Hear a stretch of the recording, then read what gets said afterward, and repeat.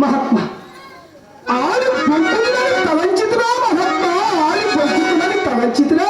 అలా మరి విరువందాబడే ఎమ్మడు చరకు పిప్పిందోనే నీ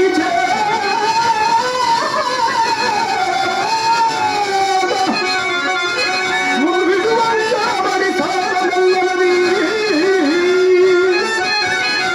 దాని మీరల్లాసించి నన్నడుగం కాదనిచ్చిన బొచ్చగలైనా నిసారము